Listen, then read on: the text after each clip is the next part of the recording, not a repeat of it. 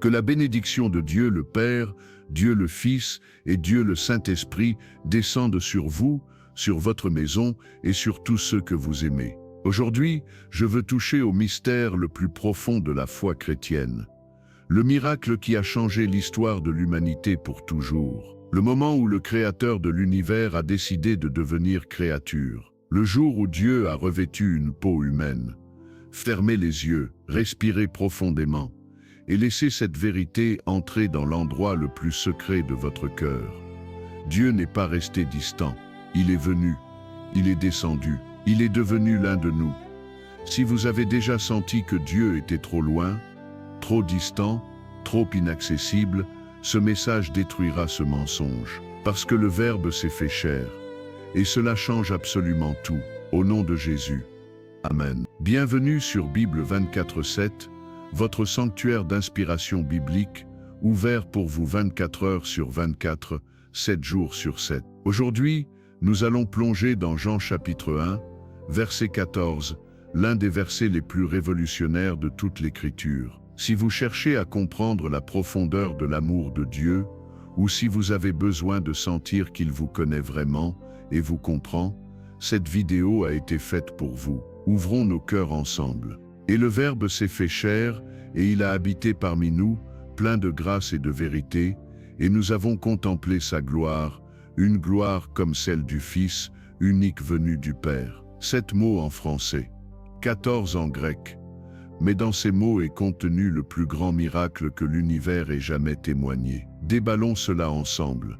Nous devons revenir au début de l'évangile de Jean, pour comprendre l'ampleur de ce qui est dit ici. Jean commence son évangile d'une manière qui laisserait n'importe quel juif du 1er siècle sans voix. Il écrit « Au commencement était le Verbe, et le Verbe était avec Dieu, et le Verbe était Dieu ». Jean fait une connexion directe avec Genèse chapitre 1, verset 1 « Au commencement Dieu créa les cieux et la terre ». Mais il se passe quelque chose de plus profond. Quand Jean dit le Verbe, il utilise le mot grec logos. Et logos ne signifie pas seulement parole prononcée. Logos était un concept philosophique gigantesque dans le monde gréco-romain. Pour les philosophes grecs, logos était la raison divine qui ordonnait le cosmos. C'était l'intelligence derrière tout ce qui existe. C'était le principe organisateur de l'univers. C'était Dieu dans son expression créative et soutenante. Et Jean prend ce concept philosophique que tout le monde connaissait et fait une déclaration qui a fendu l'histoire en deux. Ce logo, cette parole éternelle, cette raison divine, cette intelligence créatrice, s'est fait chair. Le mot grec pour chair ici est sarx. Et sarx n'est pas poétique. Ce n'est pas éthéré. Sarx est cru. C'est viscéral. C'est du sang, des muscles, des tendons, de la peau. C'est la fragilité humaine. C'est le corps qui ressent la faim, qui ressent la douleur, qui saigne, qui meurt. Jean est en train de dire le Logos éternel, qui était avec Dieu et était Dieu, qui a créé les galaxies par une parole, qui soutient les atomes par la puissance de sa volonté. Ce Logos a pris sarx. Il est devenu vulnérable. Il est devenu limité. Il est devenu mortel. Et regardez le mot que Jean utilise pour habiter, eskeneusen. Littéralement, cela signifie adresser sa tente ou à tabernaculer. Ce n'est pas un accident. Jean fait une connexion directe avec le tabernacle de l'Ancien Testament, cet endroit où la gloire de Dieu habitait au milieu du peuple d'Israël. Mais maintenant, ce n'est pas une tente de tissu. C'est un corps humain. Dieu a littéralement dressé sa tente au milieu de l'humanité. Il a campé avec nous. Il a emménagé dans notre quartier. Pensez à l'audace de cela. Le Dieu que les cieux des cieux ne peuvent contenir a choisi d'être contenu dans un corps de bébé de 3 kilos.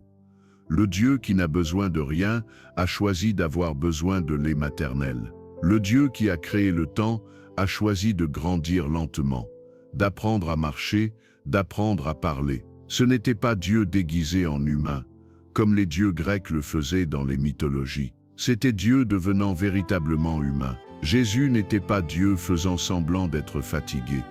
Il était vraiment fatigué. Il ne faisait pas semblant d'avoir faim. Il avait vraiment faim. Il n'a pas fait semblant de pleurer au tombeau de Lazare. Les larmes étaient réelles. Arrêtons-nous ici et absorbons cela. Pourquoi Dieu ferait-il cela? Pourquoi le Créateur deviendrait-il créature? La réponse se trouve dans la deuxième partie du verset, plein de grâce et de vérité. C'est une combinaison explosive. La grâce est l'amour immérité de Dieu. La vérité est la réalité sainte de qui est Dieu. Et Jésus a apporté les deux choses en équilibre parfait. Avez-vous déjà senti que Dieu ne pouvait pas vous comprendre parce qu'il n'a jamais vécu ce que vous vivez? Cette excuse est morte dans Jean chapitre 1 verset 14. Jésus a eu faim. Jésus a été rejeté. Jésus a été trahi par des amis proches. Jésus a pleuré. Jésus a ressenti la pression de la tentation. Jésus a expérimenté la solitude. Hébreux chapitre 4 verset 15 dit « Car nous n'avons pas un souverain sacrificateur qui ne puisse compatir à nos faiblesses. Au contraire, il a été tenté comme nous en toutes choses, sans commettre de péché. » Jésus ne vous comprend pas de loin. Il vous comprend de l'intérieur. Il sait ce que c'est que d'avoir un corps qui souffre. Il sait ce que c'est que d'avoir un cœur qui saigne. Il sait ce que c'est que de ressentir le poids de la trahison, du rejet, de la solitude. Et voici la beauté. Il l'a choisi. Personne ne l'y a forcé. Philippiens 2 dit qu'il, existant en forme de Dieu, n'a point regardé comme une proie à arracher d'être égal avec Dieu, mais s'est dépouillé lui-même, en prenant une forme de serviteur, en devenant semblable aux hommes, et ayant paru comme un simple homme, il s'est humilié lui-même, se rendant obéissant jusqu'à la mort, même jusqu'à la mort de la croix. Il est descendu, non pas parce qu'il en avait besoin, mais parce que vous en aviez besoin, parce que sans l'incarnation il n'y aurait pas de rédemption. Sans le Verbe se faisant chair, il n'y aurait pas de croix. Sans la croix, il n'y aurait pas de résurrection. Sans résurrection, il n'y aurait pas d'espoir. Maintenant vient une vérité qui peut sembler étrange, mais qui est libératrice. Jésus n'est pas venu pour nous montrer comment être plus religieux. Il est venu pour nous montrer à quoi ressemble Dieu. Jean chapitre 1, verset 18, dit « Personne n'a jamais vu Dieu, le Fils unique, qui est dans le sein du Père, et celui qui l'a fait connaître. » Le mot grec pour « a fait connaître » est exégèto. C'est de là que vient notre mot exégèse. Jésus est l'exégèse de Dieu. Il est l'explication vivante de qui est Dieu. Vous voulez savoir comment Dieu traite les pécheurs? Regardez Jésus avec la femme samaritaine. Vous voulez savoir ce que Dieu ressent pour les brisés? Regardez Jésus guérissant l'aveugle, le lépreux, le paralytique. Vous voulez savoir si Dieu se soucie de votre douleur? Regardez Jésus pleurer au tombeau de Lazare. Jésus n'est pas 50% Dieu, il est 100% homme. Colossiens chapitre 2 verset 9 dit « Car en lui habite corporellement toute la plénitude de la divinité. » Toute, pas une partie, pas un reflet, toute la plénitude. Premièrement, acceptez la proximité de Dieu. Arrêtez de penser à Dieu comme quelqu'un de distant que vous devez atteindre. Il est déjà descendu, il est déjà venu, il est plus proche que vous ne l'imaginez. Déclarez maintenant, Dieu n'est pas loin. Il est venu jusqu'à moi. Deuxièmement, apportez votre humanité à Dieu. Vous n'avez pas besoin de faire semblant d'aller bien. Jésus sait ce que c'est que d'être humain. Il sait ce qu'est la fatigue, la faim, la douleur émotionnelle. Apportez tout cela à lui, il comprend. Troisièmement, regardez à Jésus quand vous voulez comprendre Dieu. Chaque fois que vous vous demandez comment Dieu se sent-il à propos de cela, regardez à Jésus. Il est l'image visible du Dieu invisible. Quatrièmement, célébrez l'incarnation tous les jours, pas seulement à Noël. Le Verbe s'est fait chair n'est pas une histoire de décembre. C'est la réalité permanente. Jésus n'a pas cessé d'être humain après la résurrection. Il a toujours un corps glorifié. L'incarnation est éternelle. Cinquièmement, vivez comme quelqu'un qui a été visité par Dieu. Si le Créateur de l'univers s'est donné la peine de devenir humain pour vous atteindre, votre vie a une valeur infinie. Vous n'êtes pas un accident. Vous n'êtes pas insignifiant. Vous êtes quelqu'un pour qui Dieu s'est fait chair. Laissez-moi ouvrir mon cœur avec vous. Il y a eu un moment dans ma vie où je pensais que Dieu ne pouvait pas me comprendre. Je regardais le ciel et je pensais comment un Dieu parfait, saint, qui n'a jamais péché, qui n'a jamais échoué, pourrait-il comprendre ce que c'est que de porter le poids de la culpabilité, de la honte, de l'échec? Ce doute me maintenait à distance. Je priais, mais c'était comme parler à quelqu'un de l'autre côté d'un gouffre géant. Jusqu'au jour où, en lisant Jean 1, cette vérité m'a frappé comme la foudre, le Verbe s'est fait chair. Dieu n'est pas resté au ciel à crier des instructions. Il est descendu. Il est entré dans la boue avec nous. Il a ressenti ce que nous ressentons. Et soudain, ce gouffre que je croyais infranchissable a disparu. J'ai commencé à parler à Dieu, non pas comme quelqu'un de distant, mais comme quelqu'un qui me connaît vraiment. Parce qu'il ne me connaît pas seulement de l'extérieur. Il me connaît de l'intérieur. Il sait ce que c'est que d'être humain, parce qu'il a été humain. Et cela a tout changé. Ma prière a cessé d'être formelle et est devenue réelle. Ma relation avec Dieu a cessé d'être religieuse et est devenue personnelle. Parce que le Verbe s'est fait chair, et maintenant je sais qu'il comprend. Savez-vous quelle est la connexion la plus belle?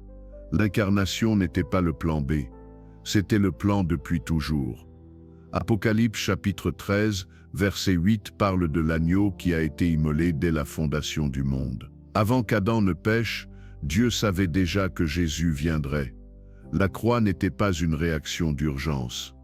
C'était le plan depuis le début. Dieu a toujours su que la seule façon de nous sauver serait de devenir l'un de nous. Parce que le péché devait être payé par un humain, mais seul Dieu pouvait payer complètement.